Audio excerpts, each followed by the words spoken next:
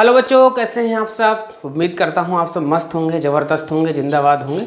दोस्तों, मेरा नाम संजीव कुमार है और आप देख रहे हैं संजीव सर स्टडी पॉइंट। बच्चों, इस वीडियो में मैं आप सभी को बताने वाला हूं क्लास 10 प्रश्नावली 4.3 का पहला प्रश्न। बच्चों, प्रश्न है कि निम्न द्विघात समीकरणों के मूलों की प्रकृति ज्ञात करना है। यदि मूलों का अस्तित्व हो तो उन्हें ज्ञात करना है। तो सबसे पहले मूलों की प्रकृति कैसे निकालते हैं और साथ में अस्तित्व है या नहीं है तो ये कैसे पता करेंगे, सब कुछ जानकारी इस वीडियो में मैं आप लोगों को बताने वाला हूँ। इससे पहले वाले जो प्रश्न आप लोगों ने सॉल्व नहीं किए हैं, इससे पहले जितनी भी अभ्यास हैं, अगर उनके सवाल आप लोगों ने सॉल्व नहीं किए हैं तो उन सभी प्रश्नों को मैंने वीडियो बना दिया है और चैनल पर पहले से ही उपलब्ध है। उस वीडियो के माध्यम से आप सभी प्रश्नों को आसानी से सॉल्व कर सकते हैं। बच्चों, प्रश्न है 2x² - 3x + 5 = 0। पहले हमें द्विघात जो है लिखेंगे, ये मेरे पास जो समीकरण दिया है इस समीकरण की तुलना मुझे करना है द्विघात का जो व्यापक समीकरण होता है। भैया, द्विघात का जो व्यापक समीकरण बच्चों होता क्या है, कहेंगे द्विघात। ठीक है, द्विघात का व्यापक समीकरण, द्विघात का व्यापक समीकरण से तुलना करना है बच्चों। समीकरण से क्या करना है, तुलना करना है। ये मेरे पास जो समीकरण दिया है इस समीकरण की तुलना मुझे द्विघात के व्यापक समीकरण से कर देना है। बच्चों, द्विघात का व्यापक समीकरण होता क्या है, कहेंगे ax² + bx + c = 0 से, c = 0 से, ax² + bx + c = 0 से मुझे करना है। इसका मतलब इस समीकरण की तुलना इससे करना है। द्विघात का व्यापक समीकरण होता है, इस कैसे तुलना की जाती है बच्चों, x² के आगे कितना है, 2 है। और होता क्या है द्विघात व्यापक समीकरण में, x² के आगे जो भी होता है वो 1 का मान होता है। इसका मतलब समीकरण में आपको देखना है, जो मेरे पास प्रश्न है उसमें आपको देखना है x² के आगे कितना है, कहेंगे 2 है, तो a बराबर हमारा 2 हो जाएगा। ठीक है, खाली x के आगे b का मान होता है, आपको देखना है इसमें खाली x के आगे किसका मान है, -3। तो b बराबर बच्चों क्या हो जाएगा, -3 हो जाएगा। ठीक है, जिसमें a b c d का अक्षर है नहीं, मतलब c जिसमें अचर पद है, जिसमें चर की पावर 0 है, मतलब कह सकते हैं समीकरण मेरे पास दिया है जिसमें a b c d की पावर बिल्कुल है ही नहीं, अर्थात जिसमें खाली गिनती लिखा है वो c का मान होता है। तो c बराबर बच्चों कितना है, इसमें देखना है, कहेंगे 5 है।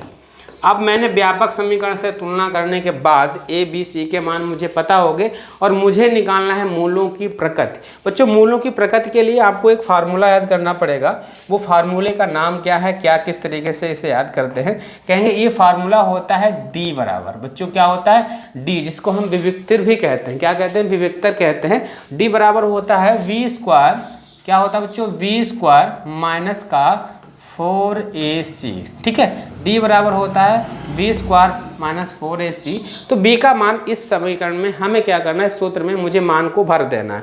b के जगह पर बच्चों क्या रखना है, -3 है, तो -3 है, इसलिए इसे ब्रैकेट के साथ में स्क्वायर लगाएंगे, क्योंकि b में स्क्वायर लगा था, स्क्वायर लगा दिया। ब्रैकेट में इसलिए लिख दिया क्योंकि ये मान माइनस का दिया है। ठीक है, फिर लगाएंगे माइनस, यहाँ लिखा है 4, फिर बीच में देखिए 4ac के तीनों के बीच में जब कोई चिन्ह नहीं है तो बच्चों गुणा का चिन्ह होता है, तो हम क्या करेंगे, a लिखेंगे, 4 लिखेंगे और a का मान जो भी दिया है वो रख देंगे। a का मान 2 है तो मैंने यहाँ 2 रख दिया, और c का मान कितना है बच्चों, 5 दिया है तो मैंने यहाँ पर 5 रख दिया। ठीक है, बराबर में किसी भी संख्या का जब स्क्वायर लगा होता है उसका मतलब होता है उस संख्या को 2 बार गुणे में लिखो, तो मैंने इसे 2 बार गुणे में लिख दिया, यानी कि मल्टीप्लाई कर देंगे। 4 दूना 8 हुआ, 8 पंच 40, ये हमारा 40 आ गया।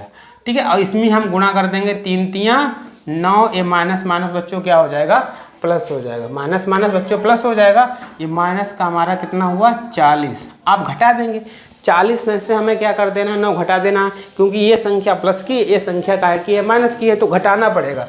तो भैया 40 में से हमें 9 घटा देना है, यहाँ से 2.5 10 हुआ, 10 में से 9 गए, 1 बचा, यहाँ कितने बचे, 3। तो बच्चों ये हमारा जो d का मान आएगा वो हमारा माइनस का आ गया, और माइनस को हम हिंदी में क्या कहते हैं, ऋणात्मक कहते हैं। और जब d का मान ऋणात्मक आए, जब d का मान ऋणात्मक आए तो बच्चों मूल की प्रकृति कैसी होगी, कहेंगे मूल बच्चों काल्पनिक होंगे। कैसे होंगे, काल्पनिक होंगे। मूल कैसे होंगे बच्चों? काल्पनिक। यार डी का मान हमारा माइनस में आता है तो मूल काल्पनिक होते हैं, अगर प्लस में आता है तब मूल वास्तविक होते हैं। याद रखना, अगर डी का मान आपने निकाला है, घटाने के बाद जो भी लास्ट में आंसर आएगा, अगर वो मान माइनस में आता है तो मूल हमारे काल्पनिक होंगे, और अगर यही मान हमारा प्लस में आता है तो मूल मेरे वास्तविक होते हैं। ठीक है। या जीरो आएगा, जीरो क्या होता है? ना तो प्लस होता है ना माइनस होता है, इसलिए जीरो अगर भी आए तब भी मूल हमारे वास्तविक होंगे। ठीक है। अब आपको बताना है मूलों का अस्तित्व है या नहीं है। अगर हमेशा याद रखना, अगर मान हमारा माइनस में आता है, डी का मान माइनस में आता है तो मूलों का अस्तित्व होगा ही नहीं। तो लिखेंगे माइनस है, डी का मान ऋणात्मक है, इसलिए लिखेंगे मूलों का क्या है? अस्तित्व है ही नहीं, मूलों का अस्तित्व नहीं है। ठीक है, ये लिख देना। जब अस्तित्व होता तब मूल हम निकालते, लेकिन अब निकालने की आवश्यकता नहीं होगी। तो इस तरीके से हम इस प्रश्न को आसानी से सॉल्व कर सकते हैं। उम्मीद करता हूँ वीडियो आपको पसंद ही आया होगा। अगर वीडियो पसंद आता है तो वीडियो को लाइक करें, अगर आप मेरे चैनल पर नए हैं तो चैनल को सब्सक्राइब जरूर करें। ठीक है बच्चों, धन्यवाद।